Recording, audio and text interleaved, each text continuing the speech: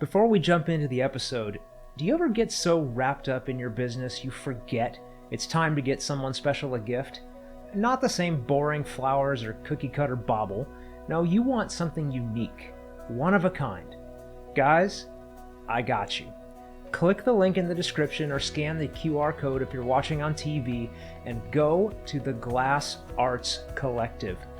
They have dozens of handmade, one-of-a-kind items in lots of categories. You'll find animals, jewelry, holiday gifts, and lots more. All a one-of-one and ready to ship anywhere in the US. Head over there to find that special gift for your special someone, and thank you, Glass Arts Collective, for sponsoring GYET. This is Get Your Entrepreneurship Together, where you'll find stories, tips, and value from successful entrepreneurs who are out there crushing it. Here's a short preview of this week's episode. And this is true in the world of finance, is you learn to hyper-focus on the problem and removing the variables. Another way of saying that is remove the distractions so you can keep your eye on the goal line. What are these 5 rites of passage and why are they so important? The illusion isn't it's either spiritual or material. It's not an either or conversation. It's more like improv comedy. It's yes and. And welcome back to the show, everyone. My name is Brian Elam. I will be your host here on this episode of Get Your Entrepreneurship Together. And today, man, we got a good episode and a great guest here for you today. We haven't even gotten into it, and I already know it's going to be fantastic. Chad Cooper is here with us today. This man is a life coach extraordinaire. He has worked with celebrities, high net worth individuals, entrepreneurs, worked with professional athletes, the type of people that you would think these are high driven individuals. What do they need help with, right? I mean, they've already quote unquote made it. Well, we're going to dig into that and find out what motivates these people and where Chad steps in. And obviously, you're going to have tips along the way that can help you, your business, and your life level up. So, Chad, I can't thank you enough for coming on, man. It's an honor to have you here.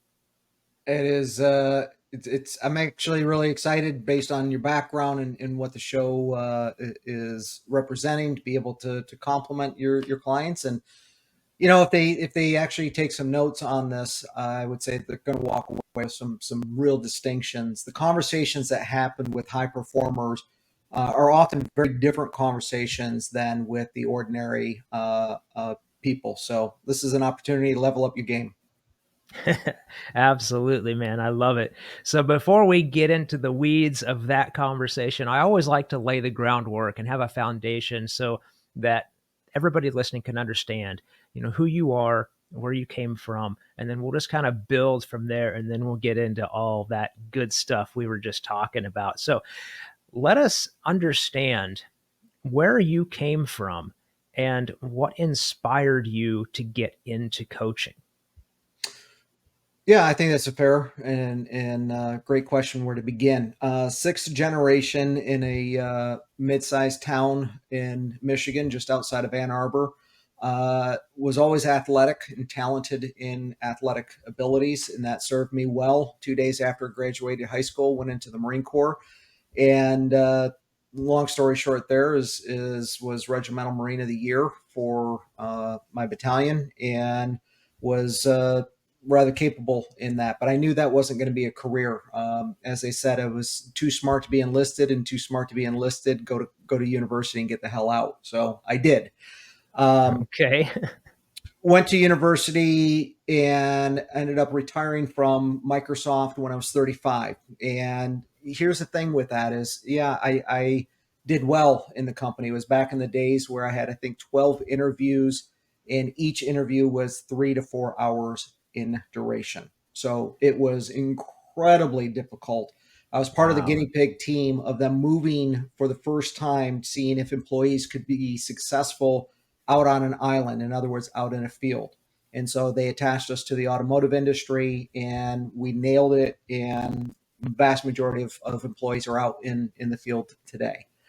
The reason I retired was, yes, I could financially afford it. But here's the thing, Brian, and I think you'll appreciate this.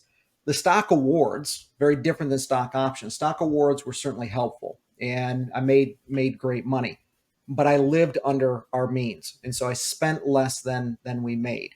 And by following those principles, and I started saving at 19, I was able to pull away very quickly. And at 35 years old, when your friends are buying 10,000 square foot homes and Ferraris and Lamborghinis or Lotuses dual, for cash, and you're not, you start to pull away from the peers about 35 years old. And the reason is we Mhm. wanted to have somebody that was going to be shaping and forming the character of our son. And I will tell you, long story short, is so many people today, there's an argument of women in empowerment that they have to be out in the workforce. I say it's a crazy question. It's not an either or, it's a yes and both parents should be there fighting over who to raise. It was the best job and privilege I've ever had for 20 years. Uh, in that time, I retired. I needed something to keep me occupied. I'm a type A personality. So I went and got my SEC licenses. I also went and got licensed as a certified executive life coach and ended up working and partnering with the number one coaching organization and becoming the number one coach in that organization for a good period of time. Empty And what nester, was that organization, if you don't mind me asking? sure. Tony Robbins. So if you know the world of self help, then you know who Tony is, and we really built that to quite a coaching empire for him. And he and I went separate ways in about 2016.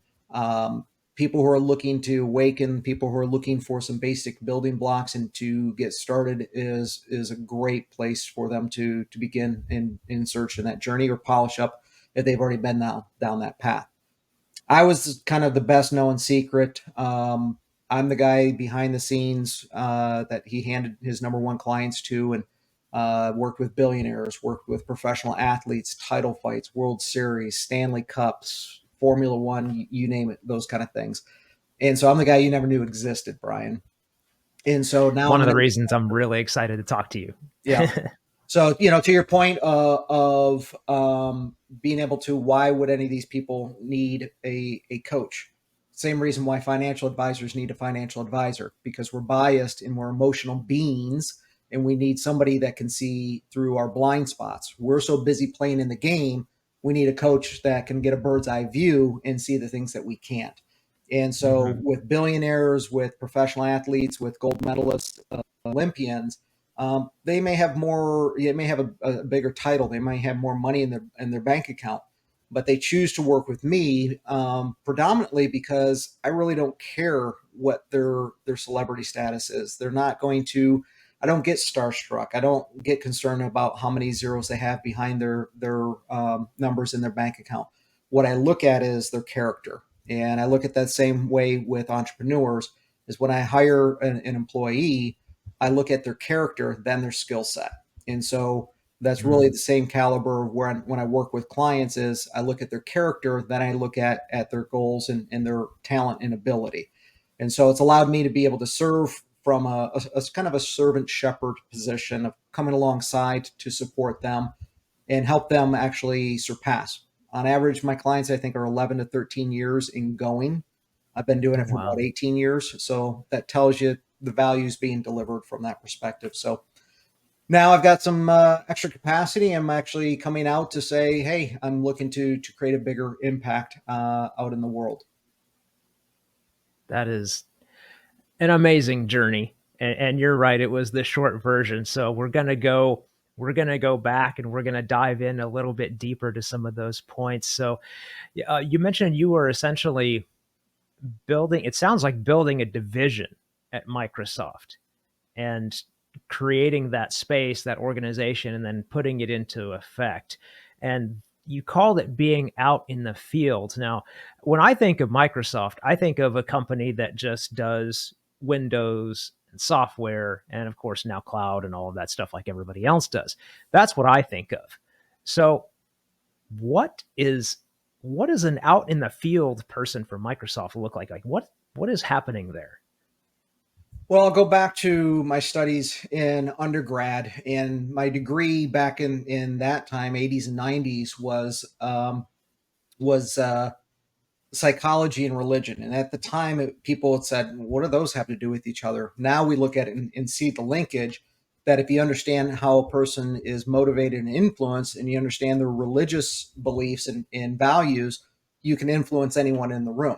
So it allowed me to actually be able to, and I worked at a computer store. I took 21 credits a semester, worked at a computer store. So I was on the early bleeding edge of computers. And so it allowed me to be able to essentially be a translator, Brian. I was able to interpret developer vocabulary and boardroom executive vocabulary and be able to translate French to English or Spanish to German kind of thing. And so being able to translate, here's what these two are talking about, it was really an ability to, at the time, computers were an expenditure department. And the hardest thing to change in any organization is the culture.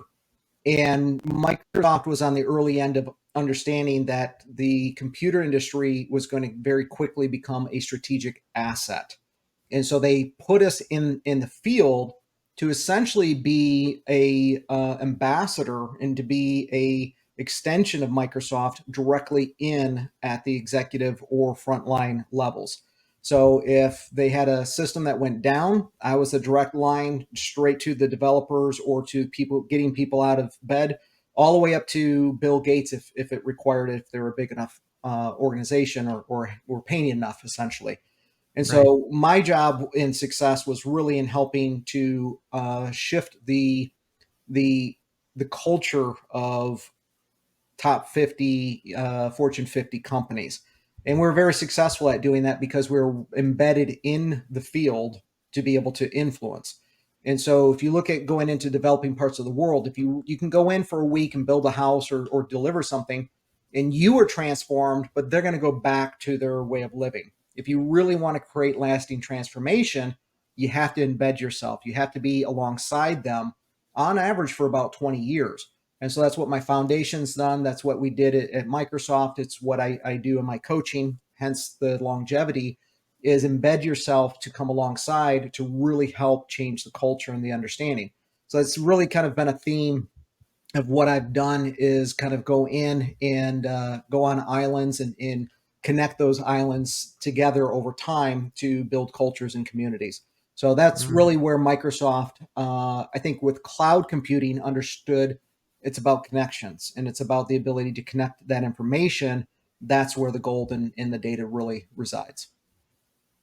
Yep, absolutely. And I can see now how, with you having that role being that translator that you're talking about, you would have had to really start to understand what motivates this person versus what motivates this person, the boardroom versus the developer, and how it's not only just learning how to talk and interpret between the two, but it's understanding them and their motivations and being able to communicate that. So I can totally see how that would start to translate into your career as a coach. But before we get out of the totally out of the Microsoft journey, I want to understand, because you mentioned earlier, looking at your life and your spending habits, you were living under your means, as they say, and a lot of the people around you were not. I mean, you don't buy two Lamborghinis and say that you're living under your means unless, you're Bill Gates.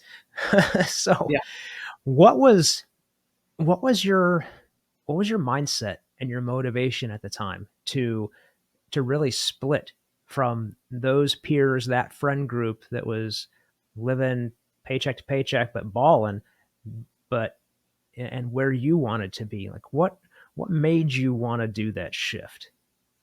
I would say part of that is Michigan's a Midwest state, and I grew up with my grandparents their parents lost a lot of wealth in property during the Great Depression, and in agrarian cultures, agricultural cultures, farmers understand that you might have a bumper crop. That means an overabundance of a harvest, but you also might have a drought. And so I grew up with a mindset of don't be flashy and showy and live under your means, because while you had a surplus this year and were successful, you might have a drought the next two, right? Not next year, but the next Mm. couple of years. And so you need to be able to store up and be able to have enough to get through a winter. And that served me in a number of roles. I was also a major sponsor. I had 33 major sponsors on the Ironman circuit. And it doesn't matter how conditioned you are, you're not going to get through an Ironman distance unless you understand the nutrition and the fueling aspects. And so finances is very similar to that, is you have to understand the formula of how to fuel properly. And so while I watch people's burn rate go through money, I also watched, as Warren Buffett would say, is when the tide goes out, you see who's naked, right? Right. In times of abundance, it's really hard. And in today's world, Brian, people, now that interest rates have gone up, you really are able to now start seeing who actually is traded out the German vehicle for something, maybe a North Korean Hyundai or Genesis or something, is people living beyond their means. And because people can get loans and mortgages and they can credit cards, most are living well beyond their means. And it's not until the drought, not until the turn down, that you actually see who has what. And I watched those happen in the 80s to my family. I watched that happen in the 90s. And when I was 19, working full time, or working 35, 38 hours a week and going to school, 21 credits, and paying my own way, I noticed that the behavior was very different. And then I had mentors that were far older than me that confirmed and said, hey, don't make the same mistakes. Hey, come over here and do this. And so I think, as arrogant and youthful as I was, I had enough wisdom to listen to people who had made mistakes or had had success and learn from them without having to make those blunders myself, or reap from them without having to learn some of those hard lessons. And I just over time watched the factor of compounding interest. And when I retired at 35, my peers were like, Chad, we know that roughly what you make because we're peers. How in the hell are you doing this? And I said, remember, you're buying all those toys. I didn't. And here's the thing about all those toys, Brian, is they have nothing to show for them when they turn in the lease, and then they turn in whatever they borrowed. And I see this happening with the smartphones of, oh, you only have two cameras on the back, I've got three. A phone's a phone today for the most part. People are Yeah. buying for the status. And if Oh, you get 100%. over the ego and the need for it to be an identity, or that it completes you, and you can actually see it from a place of it complements you, you can actually be far more efficient and effective with where you put your funds. And so it's a matter of overriding urge and impulse. I just want to reiterate something you said right there. Go from it completes me to it complements me. That is, guys, that's your first big nugget right there. Whatever you're doing, whatever you're thinking about, looking at, buying, it's does it complement me, not complete me. That's huge. So I'm glad you said that. Thank you. Yeah, I mean, these things aren't meant to define us; they're meant to complement us. And I saw early on in computers, where in today we have all kinds of gadgets and things constantly going off, badges, sounds, notifications. Turn them off. Turn them off. And really, what I learned to do in a server outage, like when an automotive company manufacturing plant goes down, it costs $500,000 an hour for that plant to be down. And so very quickly, what you learn to do, and this is true in the world of finance, is you learn to hyper focus on the problem and removing the variables. Another way of saying that is remove the distractions so you can keep your eye on the goal line. And when you do that, you can really find, not what's sexy and sizzling in the stock market today, but what's boring in the janitor's work that's hyper focused to bring you returns. When you're doing that in a server down or an environment down issue, you focus on what do we need to do to restore. When you do that in leadership, you're able to look at the character and identify outcomes as opposed to activity. And so in working with billionaires, professional athletes, what I became really a master of is removing distractions, because those distractions are what are creating the addictions. And those addictions keep you poor. They're designed to do that. Wow. Wow, wow, wow. So true. Absolutely true. And we're just going to start diving in now to the coaching world, because one of the things that you talk about is these 5 rites of passage that anyone that wants to live a legendary life has to go through. And what are these 5 rites of passage, and why are they so important?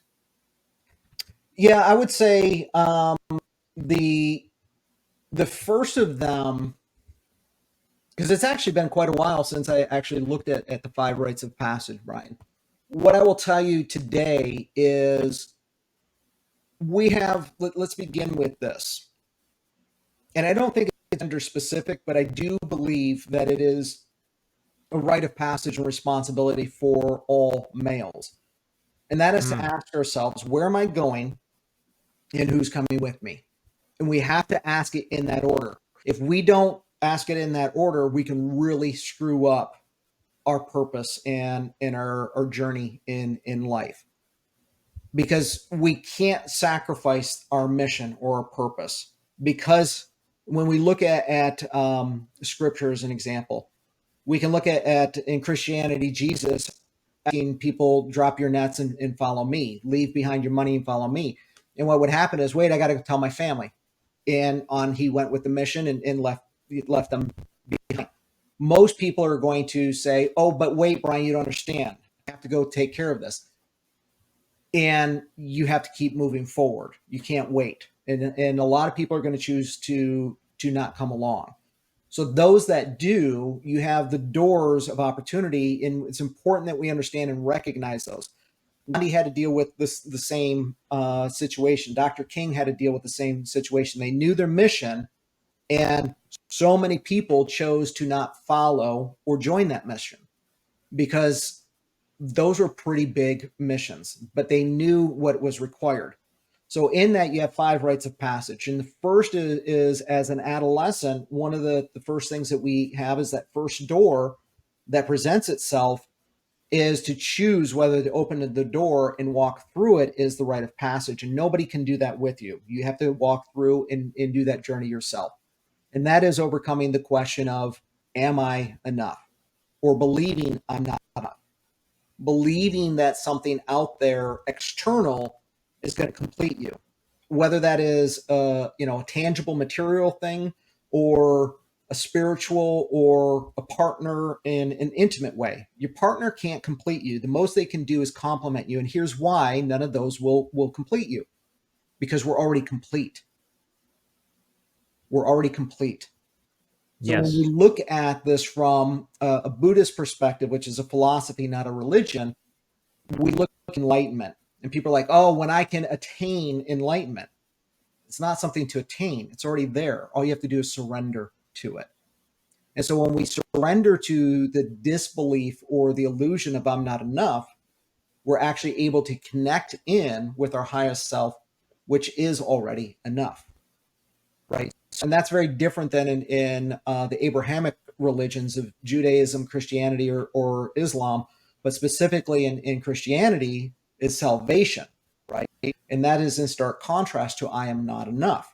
And so we have to Mm, navigate that. The second is really to go, and we've seen this from comedians and celebrity actors to politicians, if they rise and they conquer their empire only to get there and say, tell me there's got to be something more, right?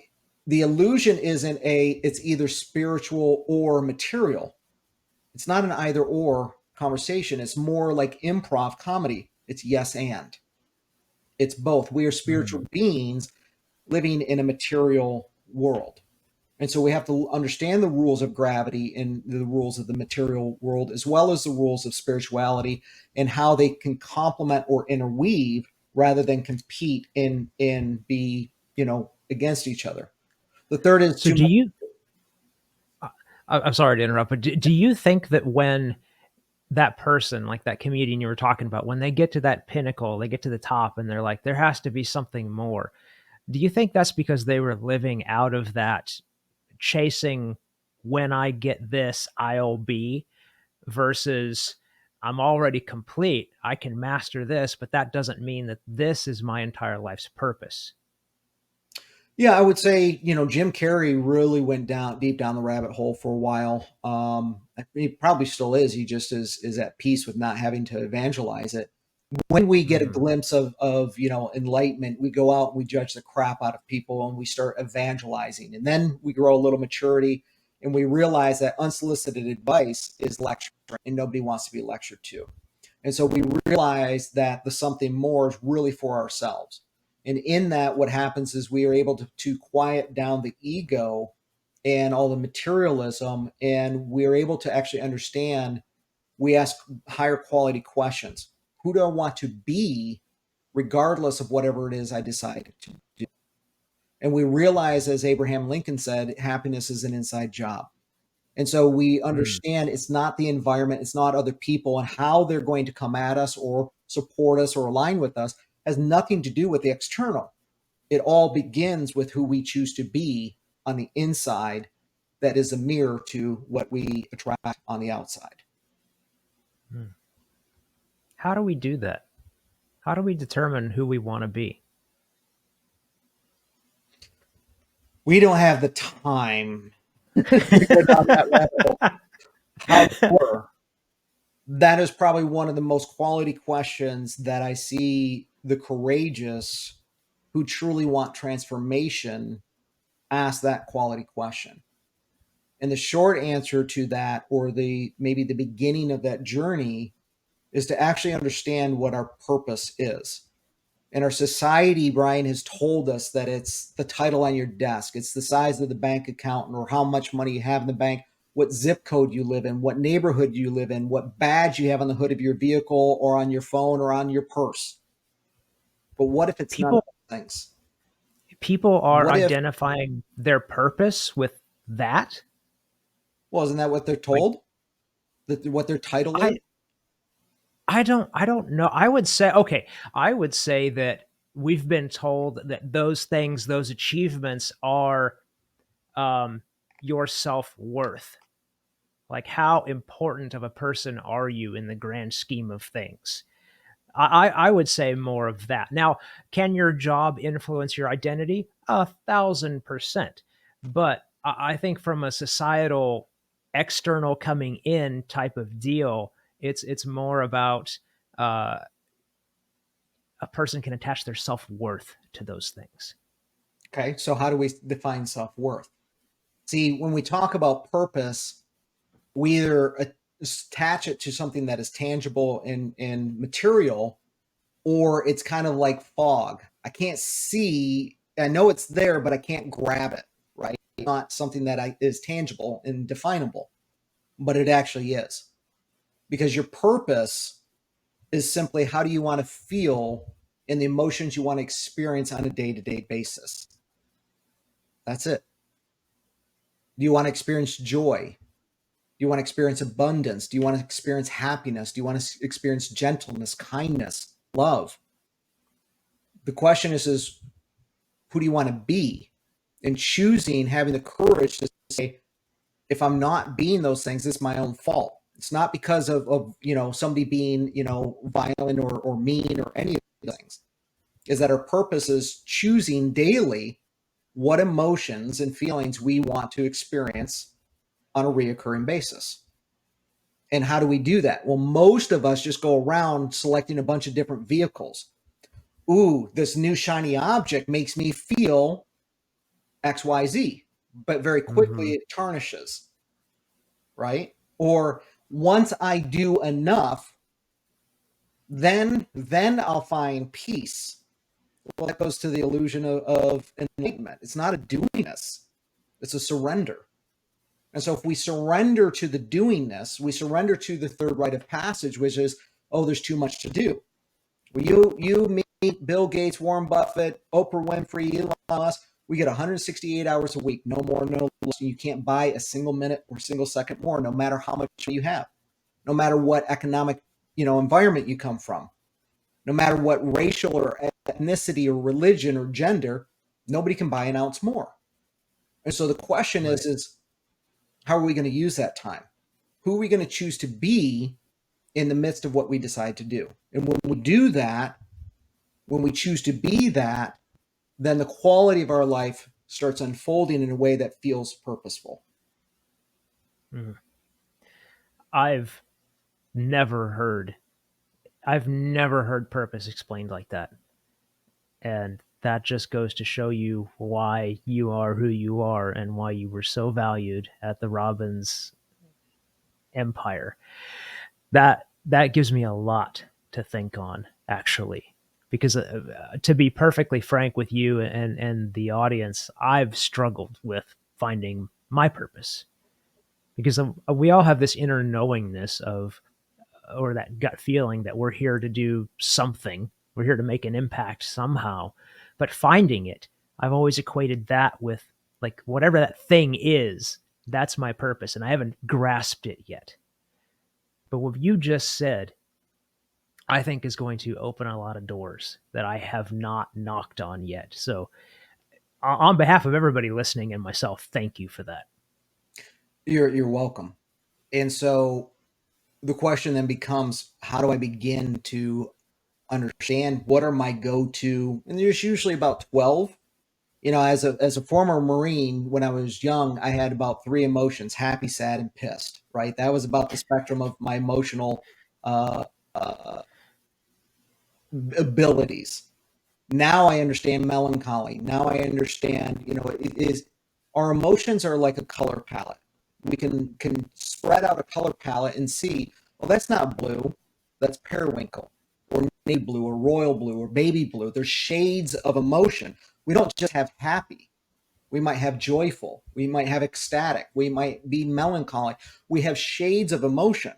And so if we look back in the past, we can look at, yeah, some of the material things that made us, happy for a little bit, and see, are the reoccurring emotions or feelings that keep popping up.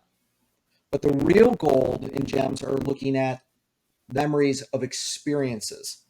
When we buy experiences that we can share for a lifetime, it's because those emotions are deep at our core purpose. And so when we look at those experiences, we can start seeing some key emotions and feelings that keep popping up. When we look at the people who are most near and dear, we can see what are the feelings and emotions that we experience with those that we are inspired to be closer with, and those that we maybe are invited to move away from in our life because they cause tension or difficulty. And when we understand what those typically 12 core emotions are, when we get up every day, we can choose, hey, is that doingness going to bring and support my beingness? And if the answer is it only feels like 2 out of 12, probably want to skip it and go do something else that has more of those emotions and feelings that are associated. Wow. Yeah. Another another huge a huge nugget right there, guys. So already, like, rewind this episode, take notes, share the show, because there's more coming. And we haven't even gotten to the, what are we on, pillar 3 now? We Well, still too got much more to to do. go. Yeah, we did too much to do is understanding you only get 168 hours. And so when we understand how Elon Musk can run 5 or 7 companies at the same time, we understand it's about how you're effective, right? Things that complement us, not compete with us. And so my smartphone, as an example, I have no notifications on any social media, no notifications, sound alerts, no badges, nothing on email. I have no notifications. Why? Because I schedule that time and it avoids distractions. And that's something that Elon Musk is incredibly adept at. He's also has the self-esteem to say, I don't care about celebrating my birthday or what people think about me. And so when we are able to understand the emotions that fill us up, we become a spring well And if you know about a spring well, then you understand the rite of passage number 4, and that's life just keeps hitting and knocking me down. Well, a spring, you can take bucket after bucket after bucket after water, and the level never diminishes because it generates. When we understand it's an inside job and that we generate those emotions, and for me, I have two things that I do every morning. I set my stage and I begin with, may peace begin with me, and may I begin with peace. You understand it's a choice to be, instead of fighting for peace, why don't we actually just be peace? Because fighting for peace is like yelling for people to be quiet, right? It's like screaming, be quiet. It kind of defeats the point. So when we Right. realize life keeps hitting and knocking you down, it's because that's what you actually are feeding on the inside. And when we understand, the first is, may peace begin with me and may I begin with peace. The second is, I go through the fruit of the Spirit. And most people will go, wait a minute, don't you mean fruits? No, it's singular. There's 9 characteristics: love, joy, peace, patience, gentleness, goodness, self-discipline. I think I missed kindness or something in there, but there's 9 of them. And when we don't pick and choose, it's all 9. And so when we look at these emotions and we say, oh, I'm just going to be these today, that's where life gets in and knocks us down. But when we understand and take responsibility, no, I'm choosing to be knocked down, that's when we actually understand that life's just a reflection externally to what's going on inside. And so to overcome getting knocked down, we choose to not pick up the script of villain or victim. When we choose not to be a victim or a villain, because it's interesting, we can look at wars going on. Everybody thinks that they're on the side that, God's supporting. How can that be? Well, because Maybe we they're the aren't. most important person in the world, and they're always right. Yeah, maybe Obviously. we aren't actually the victim, but maybe we all play the part of villain from time to time. And Oh, so instead of yes. being Yeah. a victim, you can't be a victim and a hero at the same time. Or you can't be a villain and victorious at the same time. You have to choose.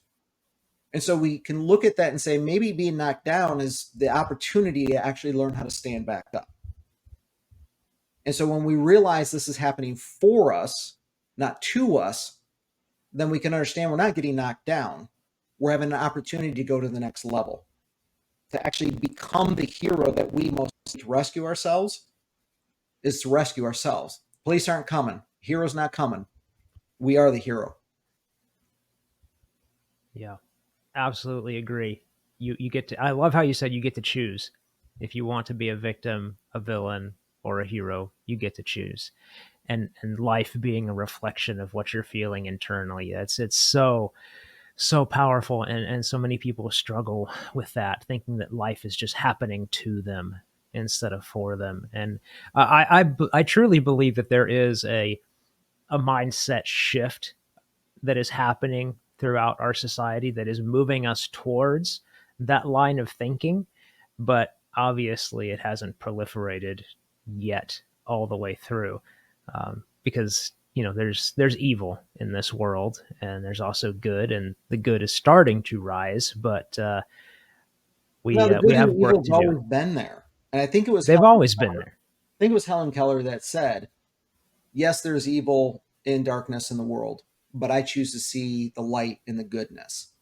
We have to choose, right? And we have to Yep. remember, if we subscribe to that, that's subscribing to the villain victim role, right? Energy is energy is energy. And one of the challenges that I see that people are struggling in the darkness, Brian, is that they're being socialized just as we have in our school system to, here's your role and responsibility, or, here's how you define purpose.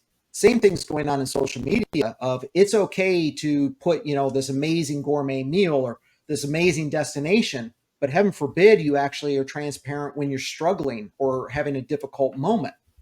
And we need to be honest in compassionate to ourselves. And that means that some days I wake up. Yesterday was one of them, actually. I woke up and I'm like, I think I'm going to be an asshole today. No, I'm sure I'm going to be an asshole today. It's the ability to say, I'm okay not being okay, because those are emotions that are trying to tell us no differently than if we put our hand on a hot stove as a child.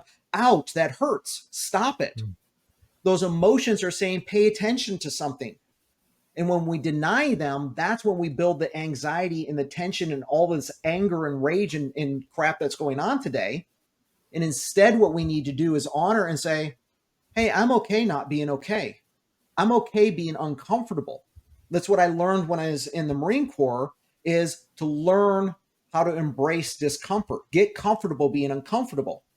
But Right. when we are not okay, we also have a responsibility to society, to our family, to our friends, to our customers, to go and remove ourselves and be in a safe and appropriate environment that doesn't project that onto others inappropriately. So if I say, yeah, I'm going to be a jerk, I go, hey, fair warning, don't poke the bear. I'm going to go off into the woods, or I'm going to go spend some time to work through this and be with this, to sit with this discomfort. And the sooner that we actually acknowledge it, the faster it dissolves. It's our Mm-hmm. denial of looking in the mirror at it that perpetuates it and keeps it going. Whatever we resist persists. It's one of the laws of physics, right? Is whatever is met, whatever you push against is met with equal and opposite force. And so Right. back to I'm not enough is surrender to it. Don't resist it. Surrender to those what we would define as negative emotions. They're not negative. They're saying, hey, pay attention. Maybe you need to stop doing something or start doing something. And so Mm-hmm. that brings us to the fifth rite of passage. And that's to understand, as you said, it's changing. And what's changed is we've been in a Pisces or a male energy dominance for a long time of me, me, me. And now we've moved, the 60s was the age of Aquarius, was a blip on the radar. We've now moved fully into moving away from the me to understand, change is inevitable, growth is optional. We're now in an age, in a society of it's about we. I can be a champion, but we are going to go do it together. I didn't get to my coaching because it was all about me. I had great Right. mentors that kicked my butt. I had great mentors that were willing to teach and share their experience and wisdom. I didn't do it on my own. I just certainly didn't become a United States Marine without having drill instructors to guide me through the process. And so we move from the me to the we. And in the we is to understand it can't be all about you. And that means that we need to create a space like a cup of tea or a cup of coffee is, remember they used to have a saucer underneath them, right? A plate. Right. Is fill the cup to its overflowing, produce and generate so that it's overflowing, and whatever flows into the saucer, you give forward. Part of success, part of the rite of passage is humanitarian contributing beyond yourself. It's an Mm. option. It's not a mandatory, it's an option. But you realize, and statistically, financially, this is proven true. People who are most charitable are actually most successful. It's not the other way around. They're not most successful, suddenly they become charitable. They choose to be charitable, which goes back to the very beginning of an agricultural society of overproduce and have a bumper harvest and give the extra forward. That's how we raise the entire standard and everybody comes along. So we're moving back to a society of what if nothing was wrong? What if this was all by design and unfolding exactly as it should be? And we can realize that we're enough. We can realize that we know what is more, and that's the opportunity for us to be. We can realize that time is an illusion. Humans are the only species that subscribes to time.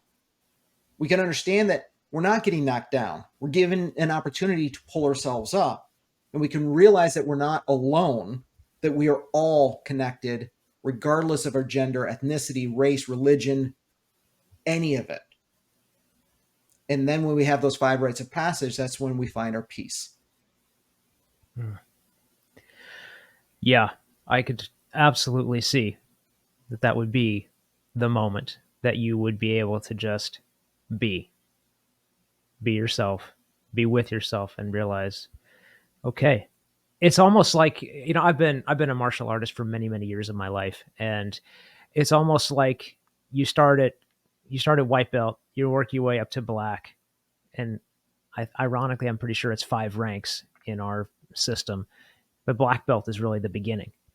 It sounds to me like those 5 rites of passage is really the beginning of who you're going to become. I love that you brought up martial arts because most people don't realize Tai Chi is one of the oldest martial arts in existence. And Tai Chi's philosophy is the softer you are, the stronger you are. The more vulnerable you are, the more powerful you are. And martial arts teaches us 3 principles. One is communication, to communicate. Two is to refrain or walk away. And third Mm. is if you have to defend yourself, you better be a damn good master of the sword before you pull the sword. As Bruce Lee said, I'd rather be a warrior in a garden than a gardener in a war. It's unrealistic to think that there won't come a time where we have a responsibility to cut down evil or somebody who's trying to hurt others. That's a responsibility of the we, of the collective, not to Mm. use that to be violent towards other people, but to defend freedom and democracy, in liberty, in equality. And we hope that we can use communication. In the Marine Corps, the military, people think, oh, they're going to train you to be a killing machine. They don't want that person. They want the person that chooses to refrain and uses that as a last resort. But what they actually teach you, just like martial arts, is how to be a master of peace. And you can't become a black belt unless you hold those first 2 principles. They will not let you stay there. No dojo that's worth anything will give you that color unless you understand the principles of gentleness, softness, and vulnerability, because that's where our strength is. Yep, very well said. And again, as a lifelong martial artist, I 100% agree. So I'm really glad that you reciprocated that. All right. Well, we got through the 5 rights. Now we got to dive into these types of high level conversations that you're having, because we all are curious about the life that we get to see on TV, but we don't get to experience because we don't know these types of people. But we're curious how they live, how they think, and all of these things.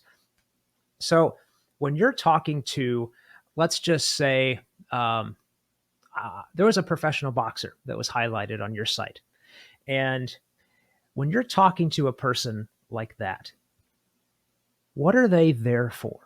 What is their motivation to work with you? Yeah, that one in particular has been very generous. Nonito Donore or Donaire, depends on what part of the world you're from, known as the Filipino Flash. I believe he's an 18-time world champion, already guaranteed in the Hall of Fame, a remarkable human being. And you can have the hunger. And one of the things that I've been able to very quickly spot is the difference between somebody with talent and somebody with the courage and mental fortitude. To get to the pros, just understand everybody has talent, and talent alone is not going to get you there. As Calvin Right. Coolidge, former president, said, uh, talent's not going to make the difference. What the world needs is persistence and consistency. And so one of the things that you can go in and help an athlete with is, where is their talent and their gift, and how do you get them to stay consistent and persistent? One of the hardest sports is Major League Baseball. These are people that go in and they strike out 7 out of 10 times and they're the world's best. You need mental fortitude. And so I learned through the military. I learned as an elected official, like not appointed, but actually had to run for office for 10 years as an elected official. You learn about mental fortitude. And that's something that billionaires, professional athletes, and Olympians understand. And so I can't teach an athlete how to throw a punch any better. It's not my skill set. Can't teach a player how to throw a ball any better, or shoot a puck, right, or drive a car. But there's certain patterns in every human being, and what we can do is actually spot where their mastery and their gifts and talents come together, and where their weaknesses are. And unlike in management, we want to actually highlight what you're a master of and outsource what you're mediocre at.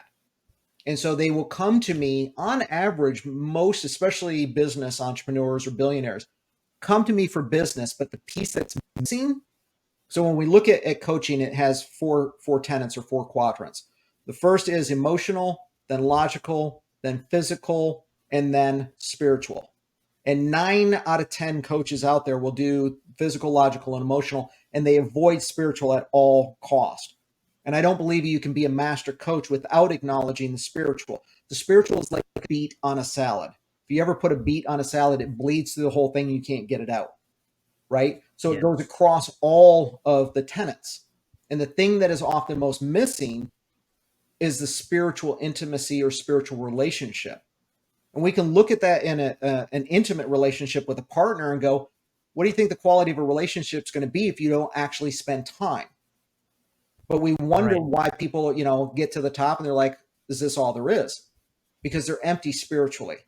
And so for many of these high performing people, athletes in particular, is I help them in sports. We call it when they're in the zone. Okay.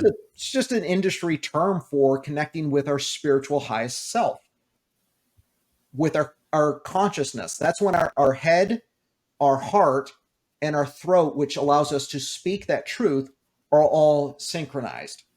And so for athletes, what I help them do is get in synchronization with their spiritual and their material. And when we do that, we kind of become like a conductor in an orchestra, Brian. Everybody's playing on the same music sheet, and it becomes music to your ears. And so whatever their next level is, whatever their goal is that they're trying to achieve, you start from that place of making sure that they're in alignment. Is that right? Yes. So, for example, I had a World Series baseball player in the World Series, and he was throwing like crap. And when I sat with him, what we got down to on the intimate level was he was pretty sure he had to choose between probably his last professional contract and his marriage. And so while he was on the pitching mound, his head was back at home because his spouse was having an affair. And if we go to a friend, we go to family, they're going to judge us, and they're going to say things that they think are best for me. In coaching, all of my judgment is put in a closet. And I create a space where you can actually access the answers within. The coach's responsibility, unbeknownst to most people in coaching, a master coach actually asks questions. Rarely do they offer advice. And so it's in asking those questions in the right way that brings the answers up of which are you going to choose. He chose the contract. Who am I to say that's the right or wrong decision? It's the best decision for him. And he was able to get his head back in the game, and they won the World Series. So when we are able to create that space of non-judgment, it allows us to be able to realize we don't have to fear, am I enough? We actually just have to connect into, yes, I'm more than enough, and that's what scares the shit out of me. When we make peace with that, then we can actually make wise decisions that we can stand behind that are congruent with our head and our heart. Yeah. Again, makes perfect sense. Great information. Rewind this, guys. Watch it again, because that I just can't. I can't with this man's value. I can't. I just can't. So something that so you've mentioned the spiritual, you've mentioned the alignment between those three chakras, because I also practice energy work, so I understand that. My curiosity is, do you believe in the law of attraction? Absolutely. I believe in the law of attraction, and here's why. They thought that Marconi was insane. If you don't know who Marconi is, he's the person who got credit for inventing radio waves. It was actually Tesla. and they've Hmm. since given the credit to Tesla. So they thought Marconi was crazy that there were these invisible waves of frequency being broadcast out in the world. Well, I'm from an era where I remember you turned the radio dial on a vehicle or at home to tune into the station you wanted. And so, Same. with choice, what we said much earlier is greatest gift God actually gave us outside of love was the right to choose. And he said, choose wisely. Well, Adam and Eve chose poorly by eating from the tree of knowledge and understanding. And so they were denied access to the tree of life and kicked out, right? Well, we have a choice. So do I believe in power of attraction? Yes. But it's our responsibility to turn the dial to the station that lights us up. And most people would go, "Oh, I hate rap or country music." That's you're not even listening to a station. Your life is filled with white noise and static. You're not choosing to take responsibility to tune in to the frequency that brings you abundance. And then you're so afraid of telling people. I remember when Michael Jackson had his whole issues going on. It's like, "Oh, do you like Michael Jackson?" No. I was like, "Yeah, I love Michael Jackson's music. He's a dirtbag for what he did, just like Bill Cosby, right? Or Yeah. Epstein, and anybody else. I don't Or condone P their Diddy behavior, now. but I can tune into the potential of their greatness and the gift that they gave us, right? But we choose to dim our frequency for fear of judgment. And Mm. as an elected official is one of the best things I recommend people volunteer in, and everybody should have to serve in the military, because what it teaches you is that at the moment your brain says ow and wants to quit, your body has 20 times more capacity than you think. And so we get the Mm. mental fortitude of, oh, I can do way more than I thought I could.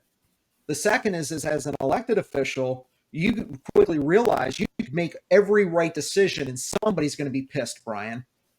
And so you have to get right with where your standards are, and that's between you and the man above, nobody else. And we have a society that's afraid to do that today. We have a society that doesn't know how to establish healthy boundaries and uphold them. I don't have that confusion. As Ronald Reagan said, most people wonder whether they made a difference all their lives. The Marines don't have that problem. I don't have that problem. I'm not everybody's cup of tea, and I'm okay with that.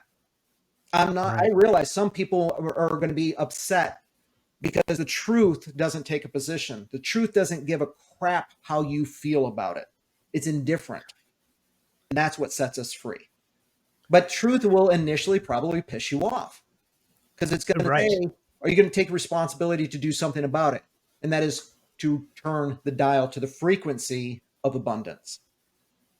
Mm. And that goes right back to deciding how you want to feel. That's how you start tuning into that dial. Am I drawing that line correctly? You got it. It takes courage to say, this is how I feel. It takes courage to say, I'm not okay today. And you know what? I'm okay with that. There's days where I go, all I got to do is just get my head to the pillow, and tomorrow is a reset. Mm. But right now, all I have to do is one step forward. When you look at the Navy SEALs as an example, to become a Navy SEAL, the first task that they have to do, and they wash out a lot of them, the very first thing is 1,000 push-ups. If you think I have to do 1,000 push-ups, you're never going to complete it. So how do SEALs do it? They do 100, then they do another 100, then they might do another 100, and then 50, and then 25. Eventually, they get to one more. They don't think about the 1,000. They think one more. There's I think it's a old Chinese proverb or something. Is how do you run a marathon? By taking the first step. And so when we have the courage to identify just one of those emotions and the audacity to actually act it out, regardless of how other people might feel, that's taking one step forward. And that's how winning is done. But again, the caveat to that is you have to be in a place where you don't put those emotions onto somebody else. You have to step back a little bit to process through them. I just wanted to make that distinction because some people they could probably get to the point where yes, it's okay to not be okay, and it's also okay to vomit all of this on everybody else. Well, no, that part's not okay. That's your personal responsibility to step back a little bit and yet, go scream in the woods or something. I would say that's the mark of it's one of the differentiators between an adolescent and an adult. I was Mm-hmm. mentoring students their freshman year at the University of Michigan. I did for a number of years. And they asked me one day, they said, "Well, Chad, you're married, so you don't look at other women, right?" And I just started rolling in laughter. And they're like, "What?" I said, "I probably look at other women more because I'm married." They're like, "What?" I said, "Look, if you think that once you get married, the impulse and urge of the opposite sex dissolves, it doesn't. The impulse and urge doesn't diminish. What marks a man is that they choose not to act on the impulse and urge. It's not that you don't have Right. it. It's not that you aren't going to have these difficult emotions. It's that you choose to express them in appropriate ways. So as a husband, I chose not to express them and objectify a woman or linger with another woman.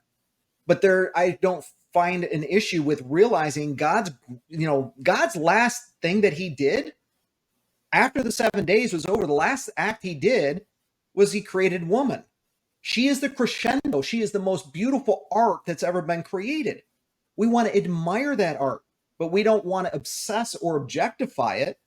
But let's not be, crazy. It's like if you're into cars, you can see a Bugatti and go, "Holy crap, that is gorgeous." I don't need to Right. covet it, right?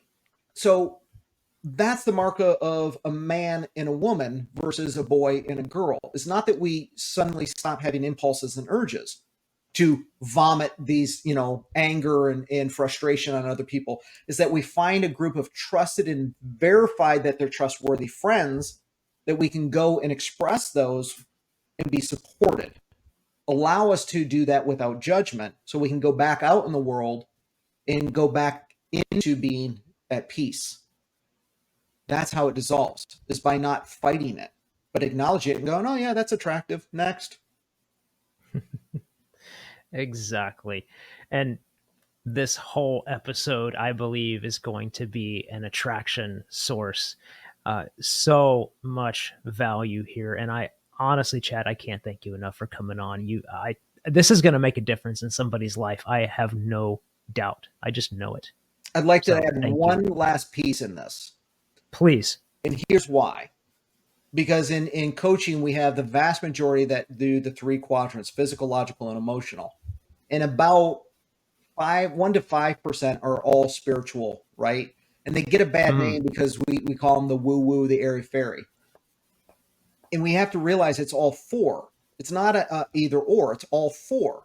And when we do that, then we understand in this, some people might be judging or saying, "Oh, Chad, you look at women in this way." No, what I see and saying in that is that when you desire, the word desire means to not have.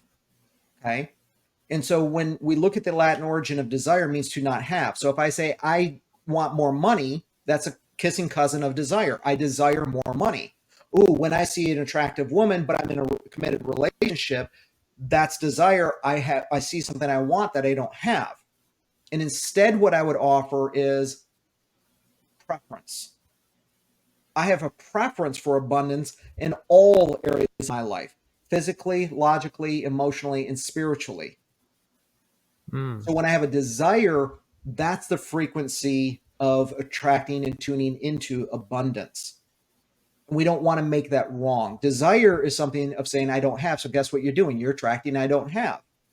But when we say I have a preference for an absurd amount of money, absurdly deep connected relationships and friendships in profession, all of that, then we're tuning into and attracting that in, because that's going into the we, that's going into the contributing being ourselves.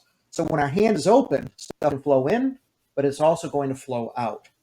And we let go of the resistance. We let go of trying to hold on to it. The minute you do, it's gone already. You open up, Yep. it's like, where'd it go? So the last You piece is I squeezed it. would invite you to preference versus desire. And I'm very glad that you capped it off with that, because yeah, it's a perspective that needs to get out there more. I 100% agree with you. And again, just thank you for coming on and sharing. So Chad, where can people find you, connect with you, and just get into your world? Because again, you're on this mission and I want to help you with it. We need to spread this message. Absolutely. I appreciate that. Simplest thing is just go to my website, chadecooper.com. E is an echo, chadecooper.com. Or you can actually, we're in the process right now, or if you're overseas, in the process of getting a couple of books out free to you. One is How to Turn Off Your Work Brain When You're Done Working. And so we've got a couple of books. I also have a book as an expert in time management that's available. But you can find all of that out on my website. And if you can't, you can just email me, Coach Cooper at chadecooper.com. And I'd be happy to send you a copy of those. Perfect. Perfect. Well, guys, those links are going to be below. So just click, go over, check out this man's work, his knowledge. And if you are that high achieving individual that wants to get the next level of alignment and achievement into your life, well, you know where to go. You know what to do. Aside from that, share this episode with your friends. This message needs to get out to absolutely everyone that you love and care about. Like it, subscribe to the show. Chad, again, it's been an honor having you here, sir. My pleasure. Thank you for the opportunity to share the message. And I did forget to actually say, because I haven't taken on new clients in a long time, I actually have a couple of spaces because I have more capacity. If someone is looking for coaching, there is an opportunity for that as well. But I would say maybe you were inspired and motivated by today's conversation. The question is what are you going to do with it to transform? Just take one small piece and start moving that comfort into a little bit of discomfort and transform your life. Do something with it. Amen. There is power in knowledge, but there's transformation in action. 100%. All right, guys. Thank you so much for your time and attention. Again, share this episode out with everyone that you love and care about. And peace. We will see you in the next one.